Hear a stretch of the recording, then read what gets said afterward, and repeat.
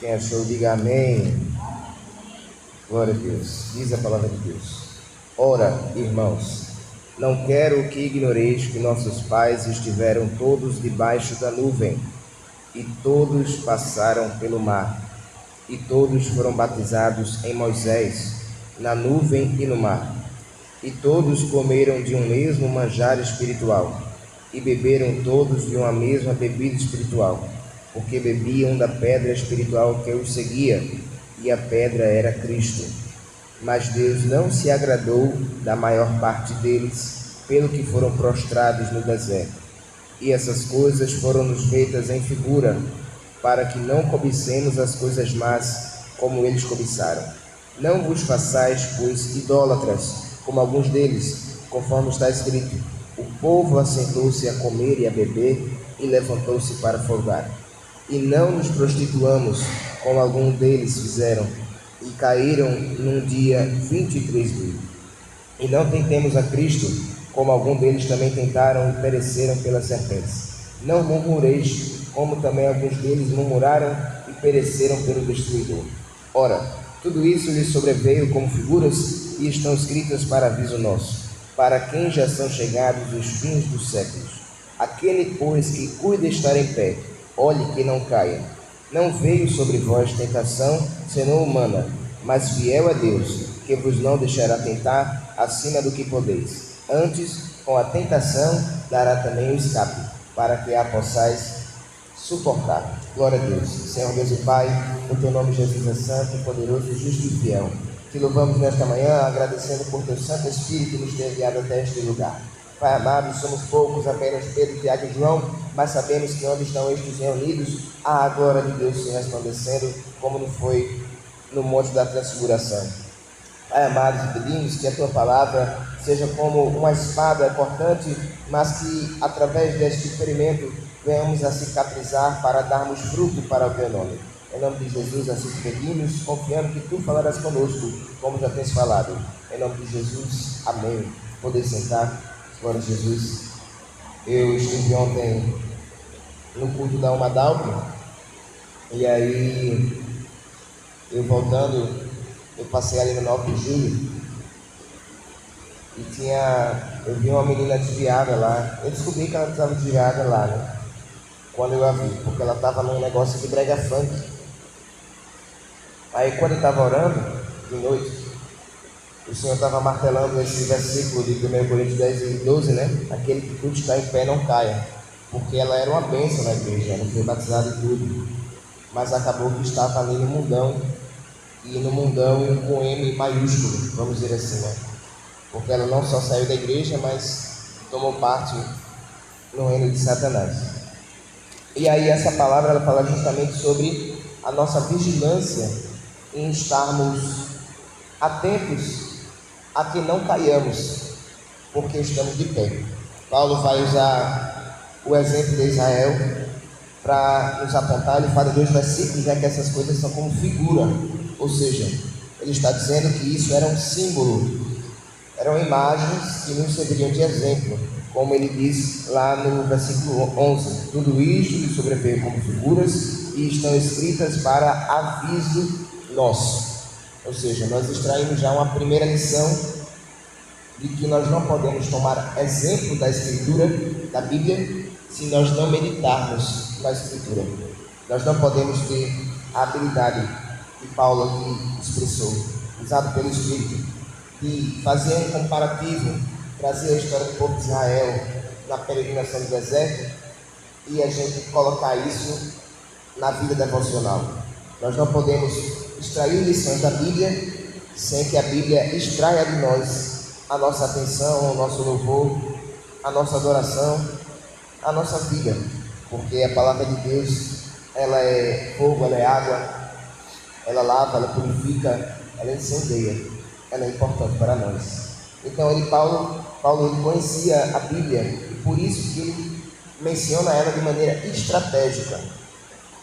Ou seja, Paulo, inspirado pelo Espírito, não vai citar qualquer salmo, qualquer provérbio. Ele vai lá no Pentateuco, né? Que é Gênesis, Levítico, Número e Deuteronômio. porque era o exemplo que era conveniente. Porque às vezes a gente vê pessoas que pegam, por exemplo, aquele versículo, né? Eis que estou à porta e bato, quem ouvir, entrar, abrir, eu serei com ele comigo. Só que isso não é de evangelismo. Ou seja, pode ser usado estrategicamente, mas não é o propósito daquele versículo. O que é que Jesus estava dizendo ali é que ele estava fora da igreja e estava pedindo permissão para entrar dentro dela. E lá o céu estava terrível. Então, nesse contexto não seria de evangelismo. E tantos outros exemplos de pessoas que dedicam versículos que vão, olha, a vitória vai chegar, aquela coisa, sendo que a pessoa tem a vida toda troncha. Paulo não fez isso não. Ele utilizou a Bíblia para que a gente pudesse mudar de vida, de caráter, de atitude e vigiar, para que a gente não siga o exemplo de Israel, que pereceu, ficou prostrado no deserto. Então, a única arma que ela divide a alma e o espírito é justamente a espada do espírito, que foi o que Paulo aqui usou para fazer algum tipo de comparação. E veja aí no versículo 1 que ele vai dizer, ora irmãos, não quero que ignoreis que nossos pais estiveram todos debaixo, e aí ele vai começar, a explicar. Perceba então que ele quer que as pessoas de Corinto, os irmãos de Corinto e de mais regiões, prestassem atenção para algum tipo de detalhe. Ou seja, ele não quer que essas pessoas ignorem isso. Por que isso? O que é que seria que eles não deveriam ignorar? Justamente a experiência de Israel, que ele fala, não é? Nossos pais, está falando do povo de Israel, que teve com Deus. Ou seja, a experiência que Israel teve com Deus. Eles todos, como ele vem dizendo, não é? Todos foram batizados em Moisés, todos na nuvem e no mar, todos comeram de um mesmo. Ele vai sempre falar do grupo como um todo, participando das atividades que Moisés promoveu através do Espírito Santo. Então todos foram guiados pela nuvem, pelo fogo, todos comeram o maná, todos receberam de Cristo, beberam de Cristo, todos atravessaram o mar, mas no versículo 5 ele vai dizer que Deus não se agradou da maior parte deles, eles foram prostrados no deserto. Isso nos ensina que é possível, existe essa possibilidade de nós não faltarmos uma confraternização, de nós não perdermos um congresso, de nós não perdermos uma festa, mas ainda assim nós sermos reprovados por Deus, porque Israel participou de todas as festividades, não faltou um culto, mas a maioria foi aprovado por Deus. Jesus disse, mas Deus não se agradou da maior parte deles, vai ser possível. Por quê? Porque muitas vezes essas pessoas de Israel e nós seguiam os milagres de Deus. Veja que Paulo vai falar vários eventos miraculosos. É nuvem que guia de dia, é fogo que guia de noite, é mar que abre para haver passagem, é maná que é provisionado para haver alimento. Tudo isso são sinais, são milagres. Então, quando a gente segue os milagres de Deus e não o Deus de milagres, muito provavelmente nós vamos ser reprovados, porque a nossa fé vai estar pautada nas ações de Deus e não no Deus das ações. E Deus nunca para de agir, mas às vezes nós interpretamos que o silêncio é a falta de ação de Deus, o que não é.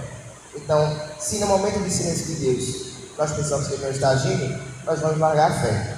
Então, temos que estar firmados em Deus não pelo que Ele pode fazer, mas pela sua natureza, pelo que Ele é. Porque se Ele faz alguma coisa que Ele faz, é porque Ele é todo bom, todo poderoso, todo fiel, todo digno de adoração, de louvor, de glória, de honra. Eles seguiam os sinais de Deus, mas não o Deus dos sinais. Muitos seguiam os congressos de Deus, mas não o Deus do congresso. Veja que forte, é o nosso contexto mais assembleiro. É possível estar no povo de Israel, mas não ser povo de Deus. É possível estar no departamento, mas não agradar a Deus. Quando ele fala aqui no versículo 6, no versículo 5 ainda, que foram prostrados no deserto, isso significa que eles não alcançaram a terra prometida. Por exemplo, lá em Números 14, eles murmuraram, Aí Moisés disse que aquele povo não ia entrar na terra, mas Josué e Caleb sim. Então, prostrar-se no deserto é não obter a promessa. Prostrar-se no deserto é perder a garantia da promessa, de chegar na terra. E a terra prometida do crente é o céu. Então, prostrar-se no deserto, sendo reprovado por Deus, nós não conseguimos fazer da nossa salvação um fruto até o final. Podemos aqui desfrutar do Espírito Santo, mas se nós não formos achados fiéis até aquele dia, isso daqui vai ter sido uma bênção, mas nós não vamos poder chegar diante de Deus e dizer: mas Senhor, está aqui as minhas obras, porque a gente sabe, né, aquela palavra Mateus 7, mas Senhor, eu profetizei, eu dirigi tantos cultos, eu parti o pão da ceia, eu consagrei pastores. Aí Jesus vai dizer: não te conheço. Porque quando a gente apresenta a Deus o que a gente faz, a gente coloca nas nossas ações a nossa justificação diante de Deus. Mas Deus não quer saber disso primeiro, porque isso é tribunal de Cristo, isso é galardão. Salvação, a gente apresenta quem a gente é, e quem é não precisa se apresentar. Então, quando a gente chegar diante de Deus, Jesus já vai apertar a nossa mão, digamos assim, nos dar aquele abraço, porque Ele nos conhece pelo nome. Mas se a gente for apenas o caráter exterior, evidentemente nós vamos ser rejeitados, reprovados, e vamos ficar prostrados, porque diante de Deus, pelas obras nenhuma carne se justificará. Então, por isso, por ter essa questão de não alcançar a promessa, Paulo justamente vai alertar que o exemplo dos israelitas em cobiçar as coisas más, que ele diz no versículo 6, essas coisas foram nos feitas em figura, para que não cobicemos as coisas más, como eles cobiçaram. Depois ele vai dar o exemplo, nós vamos ver esses exemplos. Então, ele alerta os cristãos de Corinto e também a nós, porque a palavra de Deus é eterna, a que nós não seguimos o exemplo dos israelitas em cobiçar as coisas más, porque isso foi para eles causa de derrota, causa de tropeço, causa de não haver sucesso. E sucesso não é as coisas darem certo. Sucesso é ser aprovado por Deus, porque tem coisas que dão certo, mas que Deus não está no meio. É muito engraçado, né? Aquele funkeiro vai começar o clipe, a Deus toda a honra, amorou, aí depois a letra, aquela coisa, né? Aí você fica assim, mas pode isso? Pode, né? Só não pode ouvir o som da última trombeta. Mas vamos ouvindo até aquele dia. Vamos ver aqui, veja, o que são essas coisas, né, que eles agradavam a Deus. Paulo nos diz no versículo 7: não vos façais, pois, idólatras, como alguns deles, conforme está escrito, o povo assentou-se a comer e a beber e levantou-se para folgar. Ele está falando aí do evento do bezerro de ouro, ali naquele momento que Moisés estava naquele manto, naquela ilha Jota, no Monte Sinai, e aí o povo aproveitou para pular fora da igreja. Crente Raimundo, né? Um pé na igreja, um pé no mundo. E aí, esse mesmo povo, veja que interessante, irmão, o mesmo povo que desfrutou da providência de Deus no Mar Vermelho, que desfrutou da orientação de Deus na nuvem do fogo, porque aquilo servia de guia, que desfrutou da água da pedra, que era Cristo, que desfrutou de tudo isso no deserto, porque essas coisas foram providências no deserto, né? Como diz o hino Providência de Oliveira, né? Providência no deserto, tudo isso foi no deserto. Mas agora, no mesmo deserto, esse povo vai trocar Deus pelos ídolos sem vida e poder. Então a gente aprende que ele não saiu do deserto quando abandonou a Deus, ficou a mesma coisa, só que pior, porque o deserto com Deus, a gente participa dessas bênçãos que Deus provisiona, mas sem Deus no deserto não tem esses milagres. E a gente aprende que nós não devemos trocar Deus pelos convites do inimigo, pelos banquetes do inferno, porque se seguir a Deus é um deserto, ao mundo também é. Se seguir a Deus é um deserto, ao mundo também é. Mas no deserto, só quem tem maná é o Senhor. Só quem tem coluna de fogo é o Senhor. Só quem tem coluna de nuvem é o Senhor. Só quem tem maná é o Senhor. Só quem abre o mar é o Senhor. No deserto, só quem faz isso é o Senhor. No deserto, veja que bonito isso, porque a gente lembra que quando eles foram fazer o bezerro de ouro, eles tiraram as suas correntes, né? Tiraram os seus brincos, os seus colares, as suas pulseiras, os seus adornos, os seus braceletes, derreteram tudo e fizeram o bezerro de função. Então, numa aplicação até poética, a gente tem que no deserto, com o mundo, nós derretemos as joias para fazer ídolos de ouro. Mas no deserto com Deus, Deus nos derrete para nos fazer uma joia. Veja que bonito. Então, deserto com Deus é provação, mas a provação com treinamento. Deserto sem Deus é provação para o pecado, mas deserto com Deus é provação para o treinamento, porque a fé, ela produz temperança, a fé, ela produz paciência. Não é isso que Paulo vai nos dizer. Isso durante a tribulação. Então, a primeira coisa que Israel começou, que era uma coisa má, era justamente a questão da idolatria. A segunda coisa vai estar no versículo 8, quando ele diz: e não nos prostituamos, como alguns deles fizeram, e caíram num dia 23.000. Segunda coisa, então, é a prostituição. Vamos olhar rapidamente o texto de Números 25. Vamos visitar o texto de Números, capítulo 25. Nós vamos ler alguns versículos nele. Lá em Números 25, versículo 1 até o 8. Veja o que é que a palavra de Deus vai dizer. Números 25.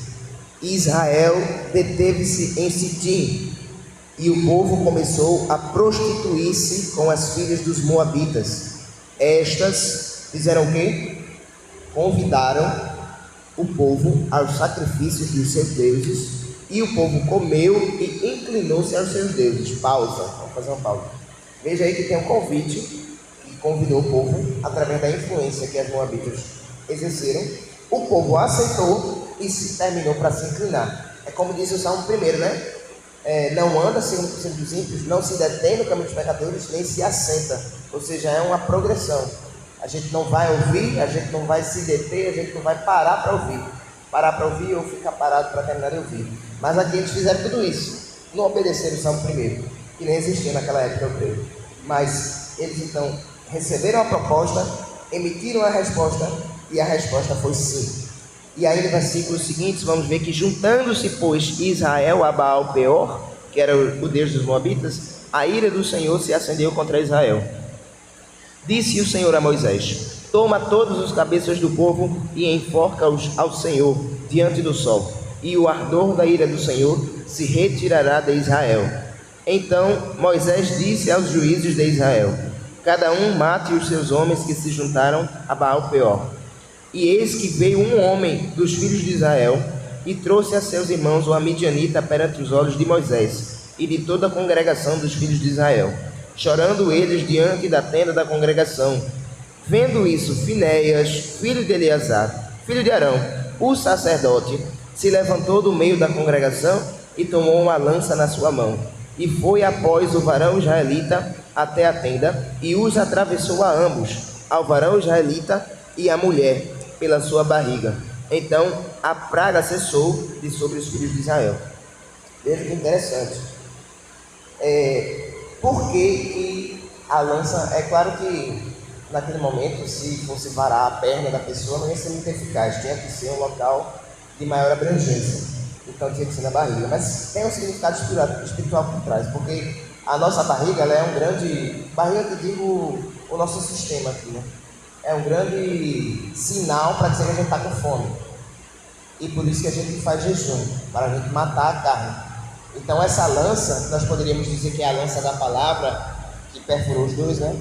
Que é a lança da presença de Deus, que é a lança da consagração, que é a lança do fervor espiritual. Quando ela nos penetra, ela vem para que o local que nos instiga ao pecado, que alimenta a nossa fome, para suprir essa fome através do pecado, para que isso seja transpassado, para que isso seja atravessado, para que nós não tenhamos o instinto que a gente não, eu preciso fazer isso para matar minha fome, tenho que fazer esse negócio, senão não dá certo. Aí Jesus vem com a lança da consagração, vem com a lança da oração, vem com a lança da palavra, e ele amortece, e ele anestesia, e a gente alimenta a alma, e termina que a barriga também fica cheia.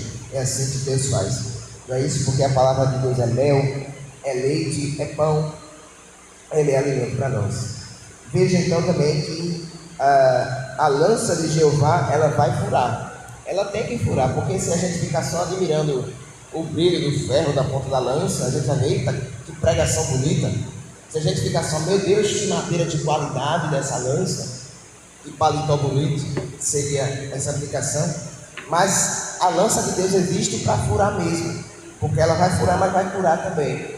A lança de Deus, ela existe para nos transpassar, mas ela também vai nos transformar. Ela existe para nos incomodar, mas ela também vai nos moldar. Então nós vemos que primeiro eles cobiçaram a idolatria, a prostituição e por último tentaram a Cristo. De que maneira o povo de Israel tentou a Cristo? Nós vemos isso nos versículos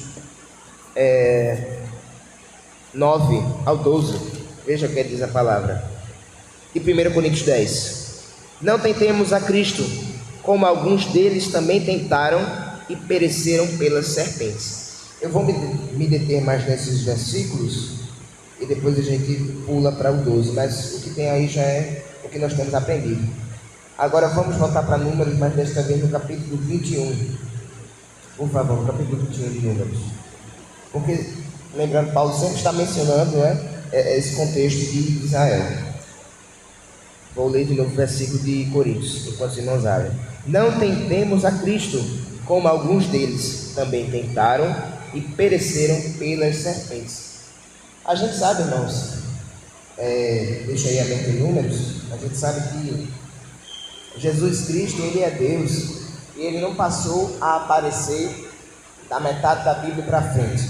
Na verdade, em cada livro do Antigo Testamento, Jesus está ou claramente evidenciado, como por exemplo o quarto homem na fornalha, o general, o príncipe dos exércitos de Deus de Israel lá em Josué 5, ou como a descendência da mulher em Gênesis 3, ou como tanta coisa, ou o anjo do Senhor, não é?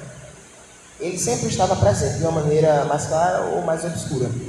E isso se chama tipologia bíblica. É quando existe uma referência de uma realidade do Novo Testamento, mas que aparece meio que encoberta no Antigo, que foi o que Paulo disse, veio como figura, veio como símbolo, veio como imagem, e nós vamos encontrar esse símbolo lá em Números 21. O versículo de Coríntios diz, não tentemos a Cristo, e então esses que tentaram pereceram pelas serpentes. Veja o que diz do versículo 4 ao 9, Números 21. Então partiram do Monte Or, pelo caminho do Mar Vermelho, a rodear a terra de Edom. Porém, a alma do povo angustiou-se neste caminho, e o povo falou contra Deus e contra Moisés. Por que nos fizeste subir do Egito, para que morrêssemos neste deserto? Pois aqui nem pão nem água há, e a nossa alma tem fastio deste pão tão vil. Veja agora, então o Senhor mandou entre o povo serpentes ardentes, que morderam o povo, e morreu muito o povo de Israel. Foi o juízo de Deus. Pelo que o povo veio a Moisés e disse, havemos pecado, porquanto temos falado contra o Senhor e contra ti. Ora ao Senhor que tire de nós estas serpentes. Então Moisés orou pelo povo. E disse o Senhor a Moisés, faze uma serpente ardente e põe-na sobre uma haste, e será que viverá todo mordido que olhar para ela. E Moisés fez uma serpente de metal e pô-la sobre uma haste, e era que, mordendo alguma serpente a alguém, olhava para a serpente de metal e ficava vivo. Veja, não precisa abrir, veja o que Jesus disse para Nicodemos em João 3. Nós sabemos que Nicodemos era um grande homem, ali de Israel. Olha o versículo 14 de João 3, Jesus diz assim para ele, e como Moisés levantou a serpente no deserto, assim importa que o Filho do Homem seja levantado. Veja só, irmãos, quando Moisés levanta essa serpente de metal, ali não era para ela ser adorada, ali era uma questão que justamente era um símbolo de Cristo. Nós vemos que quando os israelitas eram então picados pelas serpentes, quando eles olhavam para a serpente de metal hasteada, ali de uma maneira a poder ser vista por todos, eles então eram sarados na mesma hora. E Paulo vai dizer que não tentemos a Cristo, como alguns deles. Eles então, ele está falando justamente desse evento. Então eles tentaram a Cristo, murmurando, e aí Deus enviou as serpentes, mas ele providenciou um escape. Ele providenciou a serpente de metal. Ele providenciou o escape para a tentação, para as picadas do pecado, que foi Cristo, que é justamente esta serpente de metal. Como Moisés levantou a serpente no deserto, assim importa que o Filho do Homem seja levantado. Ou seja, todo aquele que tiver sofrendo pelas picadas do pecado, se olhar para Cristo, ele vai ser sarado das suas iniquidades, das suas enfermidades. Esta é a saída para a tentação. Esta é a fuga eficaz do pecado. Não é olho de fogo, nem mandinga, ou óleo da unção de azeite, literalmente, mas essas coisas fazem parte. Mas é sobretudo a gente olhar para Cristo, enquanto as serpentes nos abocanham. Elas podem até nos abocanhar, mas a gente só deixa o veneno subir se a gente quiser, porque a serpente está lá, é só olhar. É só olhar, porque às vezes a gente faz assim, né? Crente assim. A gente prepara todo o ambiente para a gente pecar, aí quando a gente peca, eita Deus, não teve como. Estava ali na minha frente, não tinha para onde ir. Só que a gente preparou o ambiente, aí quando cai, é como se a gente cavasse, né, o buraco, aí depois, por coincidência, a gente anda de costas, faz assim, cair.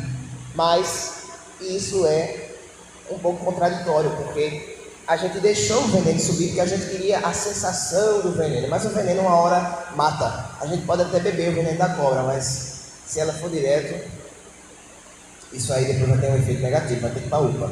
E a UPA do céu é Jesus, não precisa de fila de espera, porque Jesus está sempre no pronto atendimento, como socorrista por excelência, como médico por excelência, como serpente de metal por excelência, porque é Ele quem cura, quem livra do pecado, da tentação. E Ele nos diz, né, Mateus 26, vigiai e orai, para que não entreis em tentação, mas se entrar, Deus providencia o escape, para a glória e louvor do seu nome. Em nome de Jesus. Sou grato pela rica oportunidade, continue orando por mim, e eu louvo a Deus pela vida da irmã Jaqueline. O nome da irmã eu esqueci.